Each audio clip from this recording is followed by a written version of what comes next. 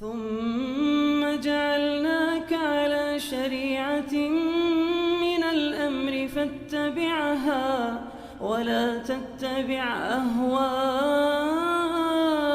الذين لا يعلمون. Ada sebuah riwayat hadis bahwa dari ibu-ibu yang dimuliakan oleh Allah disebutkan hadis tersebut qala syaitan ahlakat bani adam bidzunub fa ahlakuni bil istighfar wa la ilaha illallah. Bani Adam itu celaka dikarenakan dosa-dosa mereka, dan aku dihancurkan dengan istighfar dari dosa yang mereka lakukan. Jadi ketika kita berbuat maksiat, ketika kita berbuat dosa, ini kehancuran bagi kita. Namun ketika kita beristighfar dan bertobat dari dosa yang kita lakukan, ini menyebabkan apa? Kecelakaan bagi syaitan. Kemudian kata syaitan, kata syaitan disebutkan dalam riwayat tersebut, nam falamma ra'aitu dzalik ahlakathum bil ahwa wa hum yahsabuna annahum muhtadun.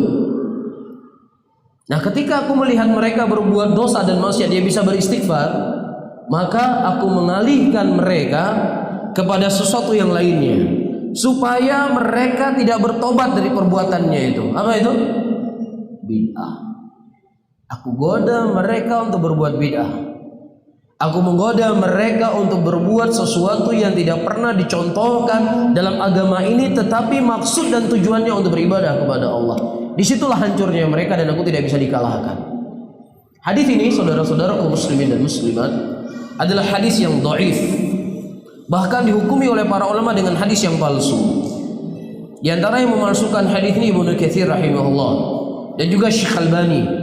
Namun dari sisi makna, riwayat ini, ucapan ini adalah ucapan yang hak, dan ucapan ini sering diucapkan oleh Imam Ibnu Qayyim rahimahullah.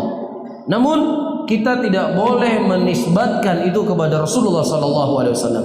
Bisa difahami ya? Tetapi dari sisi mana benar. Seseorang ketika dia berbuat dosa berupa zina misalnya, dia tahu nggak apa yang dia buat itu dosa? Dia tahu. Ketika dia tahu apa yang dia buat itu dosa, ada kemungkinan untuk dia bertobat. Ketika dia mabuk-mabukan, dia tahu nggak kalau mabuk-mabukan itu dosa? Dia tahu ini akan membuat dia untuk bertobat. Iya. Orang tahu nggak kalau seandainya orang makan riba itu dosa? Tahu. Maka banyak saudara-saudara kita yang tadinya kerja di tempat-tempat yang itu masih berbau riba, masya Allah banyak di antara mereka bertobat, keluar dari kerjanya. Kenapa? Karena tahu itulah dosa. Tapi ketika perbuatan tersebut perbuatan bid'ah, yang dibungkus dengan ibadah, sulit seorang untuk bertobat. Kenapa? Karena dia meyakini apa yang dia buat itu adalah apa? Kebaikan. Allah menyebutkan dalam Al-Quran, alladzina dhalla sa'yum fil hayatid dunya wa hum yahsabuna annahum yuhsinuna sun'a.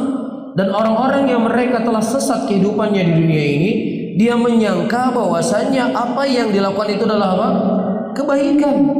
Jadi kalau seandainya ada orang dia yakin apa yang dia buat itu bisa mengantarkan dia dalam surga, kita katakan, wahai tengku gajin tobat rono, tinggalkan dosa ini, tinggalkan perbuatan ini. Pasti dia akan mengatakan apa? Agama kami lekah le. Agama baru? Kurang berzikir kah anjir? Muslawun enggak boleh, berdoa enggak boleh, memuliakan orang meninggal enggak boleh. Kan itu kesimpulannya. Sulit orang bisa bertobat. Maka kata Nabi sallallahu alaihi wasallam, la yaqbalu taubata 'alal bid'ah hatta yada bid'atahu. Seseorang itu, pelaku bid'ah itu tidak diterima taubatnya sampai dia meninggalkan kebid'ahnya tersebut. Kata ulama, orang pelaku bid'ah itu kebanyakan mereka tidak diberikan taufik.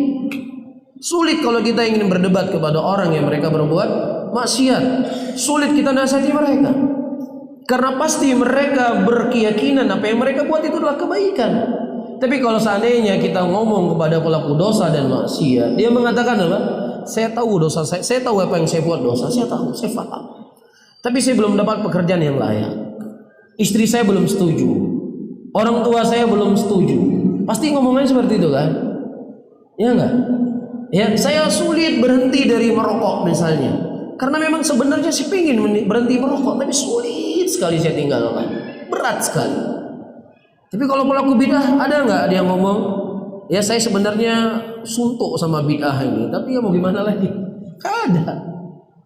Pasti dia akan semakin semangat. Dia akan semakin semangat.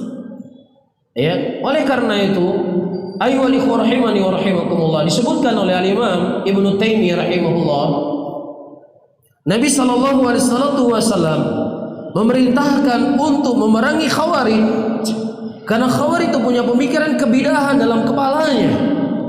Tapi Rasulullah sallallahu alaihi wasallam memerintahkan kita bersabar dari kezaliman yang bukan Khawarij yang memimpin semua negeri.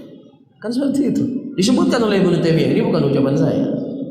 Kenapa Rasulullah memerintahkan memerangi orang Khawarij?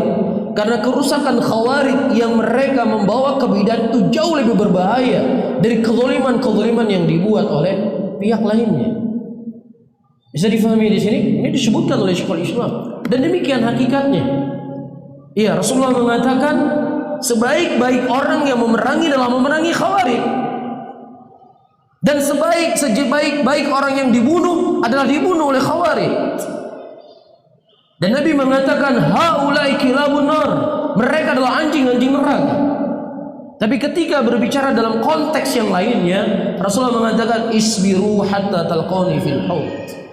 Sabarlah kalian sampai kalian bertemu dengan aku di haud nanti, kata Nabi sallallahu alaihi wasallam ketika kita melihat kezaliman.